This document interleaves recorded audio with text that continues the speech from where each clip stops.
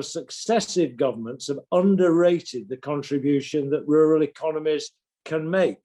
And sadly, we get lower GDP per head from the rural population than we do currently from the urban population. And we argued that the reason for that failure of successive governments was that they've been applying policies that have largely been devised for urban economies, often inappropriate to rural areas, who have very specific challenges, as we've already been hearing. They've got similar needs, of course, affordable housing and affordable workplaces, decent broadband, mobile coverage, decent access to finance, business support, skills training. But they need to have a fair share of the funding, as we've already heard.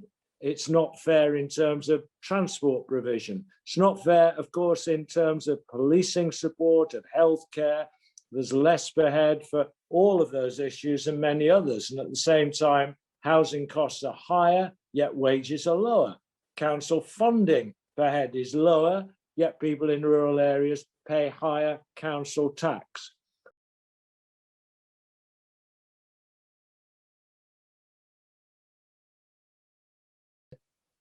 Levels of infection aren't synonymous with economic impact within our rural areas.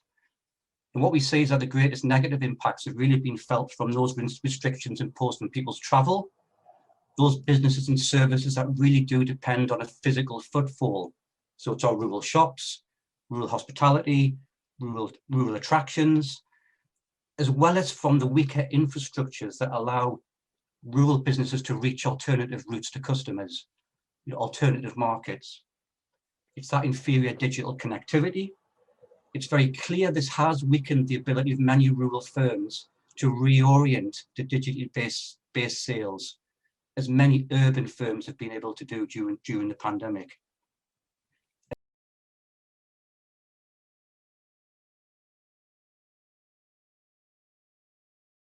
So they've decided to spend, well, they've announced that they're going to spend about a quarter of that 5 billion before 2025. We're a bit disappointed about that. We think there is capacity in the industry to do a lot more and so sort of reach more rural areas. And I think without those changes, without an increase in funding, without a clearer plan on barrier busting, we don't see full fibre coverage getting much above sort of 70% for the whole of the UK.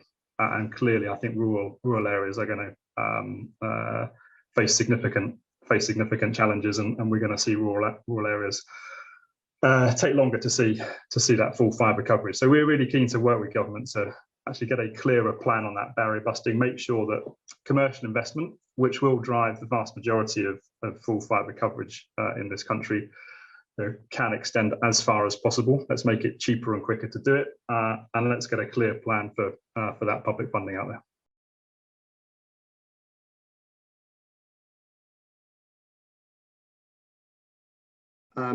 I think the starting point, though, is that every local industrial strategy, if we carry on with those post-pandemic, has at least a chapter on rural strategy, if not every LEP having their own rural strategy themselves, just to force thinking in that space.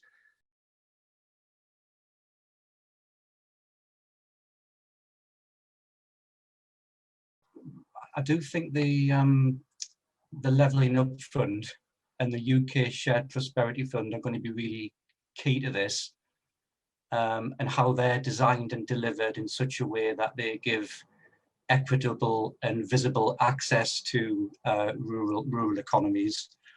That there is a danger that they will be disadvantaged because they can't create as many jobs as quickly as urban firms, or because their local authorities or enterprise partnerships don't have the equivalent amount of capacity to develop the business cases that will be required.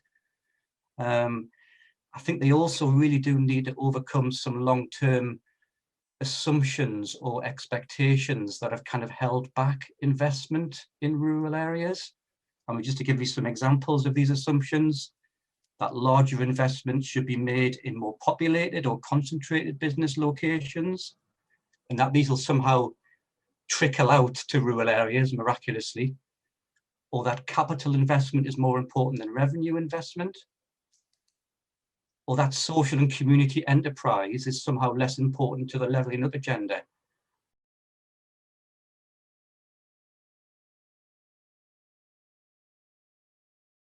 Say recognition of the powerful role that rural areas can play in building back better for a greener, fairer, more resilient economy, backed by parity of investment for each person in a rural area compared to each person in an urban area, both investment in terms of core public services that we've all relied on through the pandemic, and also in terms of growth enhancing expenditure, whether that's devolution deals, innovation investment, infrastructure investment that are needed to level up.